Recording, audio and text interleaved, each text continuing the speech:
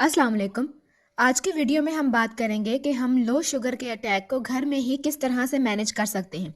लेकिन उससे पहले अगर आपने मेरा चैनल अभी तक सब्सक्राइब नहीं किया तो इसे सब्सक्राइब करें और बेल आइकन को प्रेस कर दें ताकि मेरा और आपका ये रिश्ता बना रहे। सबसे पहले तो हम ये देखते हैं कि लो शुगर होती क्या है।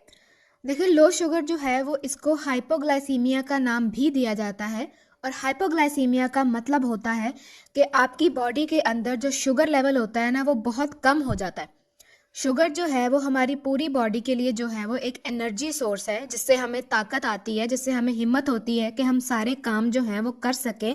लेकिन अगर हमारी बॉडी में इसी का लेवल कम हो जाएगा तो फिर इंसान के अंदर इतनी हिम्मत ही नहीं रहती कि वो कोई भी काम जो है वो अंजाम दे सके। आपका जो नॉर्मल शुगर लेवल होता है वो तकरीबन 70 से लेके 110 के दरमियान में होता है फास्टिंग। तो अगर किसी भी बंदे का लेवल जो है वो 70 से कम जा रहा है, ठीक है, तो उसको जो है वो हाइपोग्लाइसीमिया यानी लो शुगर के अटैक होने के जो है वो चांसेस है। अब हम देखते हैं कि इसकी वजूहात जो है वो क्या हो सकती हैं।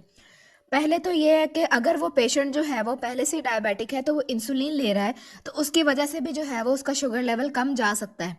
ठीक है, इसलिए जो है वो अपने डॉक्टर का विजिट जो है वो लाजमी होता है रेगुलरली, कि आप हर महीने 1.5 महीने बाद जो है वो अपने डॉक्टर को विजिट करें ताकि आपकी इंसुलिन की डोज जो है वो उसको एडजस्ट किया जा सके। इसके बाद है जो दूसरी वजह आती है वो होता है अपने मील्स को स्किप करना। ठीक है, जैसे आपने सुबह नाश्ता कर लिया है, फिर आप कहते हो दोपहर को हमें भूख नहीं लग रही, हम खाना नहीं खाएंगे।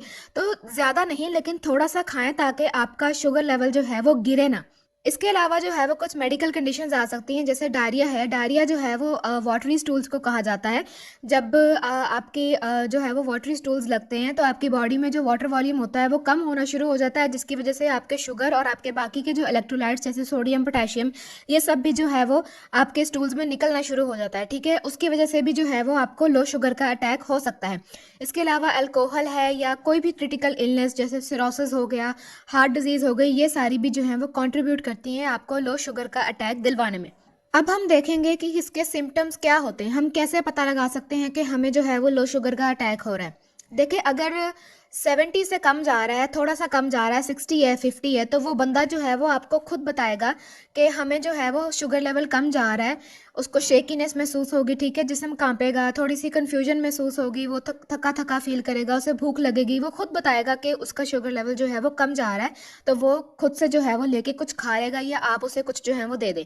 लेकिन लेकिन इन केस अगर आपका शुगर लेवल जो है पेशेंट का बहुत ज़्यादा डाउन चला गया है, 30 चला गया है, 20 चला गया है, तो इस केस के अंदर वो बंदा जो है ना वो सबकॉन्शियस हो जाता है। उसे जो है वो खबर नहीं होती कि उसके इर्द गिर्द क्या हो रहा है।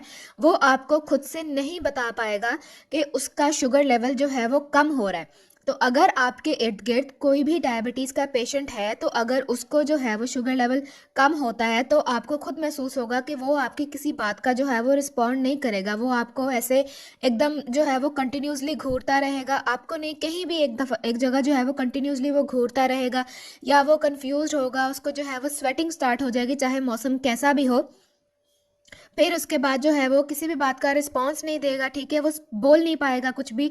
वो आपको बिल्कुल भी बता नहीं पाएगा कि उस पेशेंट को जो है वो, उस बंदे को उसका शुगर लेवल जो है वो इतना डाउन ड्रॉप कर गया है। तो आज की वीडियो का मकसद यही है कि उस कंडीशन में हमने पेशेंट को कैसे मैनेज करना है। देखिए, चीनी जो है वो सबके घर में होती है।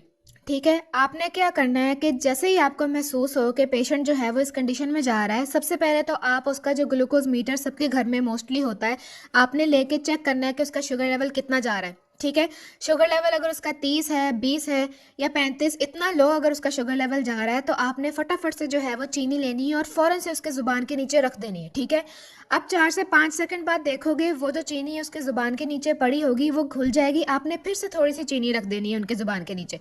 ठीक है, ऐसा करने से क्या होता है, हमारे ज़ुबान के नीचे की जो नालियाँ होती हैं ना वो सीधे आपके दिल से कनेक्टेड होती हैं। ठीक है, ऐसा करने से जब आप चीनी रखोगे उनके ज़ुबान के नीचे तो वो जो आपका जिस्म होगा वो जल्दी जल्दी से जो है ना उस चीनी में से जो ग्लूकोज होता है अब्जॉर्ब करेगा अपने आप को एनर्जी देने के लिए। ठीक है, और सबसे पहले जो एनर्जी जाएगी वो आपके दिल को जाएगी, क्योंकि दिल जो है वो आपके बाकी के सारे बॉडी ऑर्गन्स को जो है वो खून प्रोवाइड कर रहा होता है। इसलिए सबसे पहले दिल को जो है वो एनर्जी मिलना ज़्यादा इंपॉर्टेंट होता है। इसीलिए कहा जाता है कि आप इस कंडीशन के अंदर जो है वो ज़ुबान के नीचे रखें, ताकि सबसे पहले आपके दिल को एनर्जी प्रोवाइड हो, जिससे उसे ताकत मिले कि वो बाकी के जो हमारे इंटरनल ऑर्गन्स हैं, जैसे ब्रेन हो गया, किडनी हो गया, इन सबको जो है वो ब्लड प्रोवाइड कर सके, ब्लड को अच्छी तरह से जो है वो पंप कर सके। ज़ुबान के नीचे चीनी रखना जो है वो एक इमरजेंसी कंडीशन का ट्रीटमेंट होता है। इसे आप जो है वो कंटिन्यूसली ट्राई नहीं कर सकते।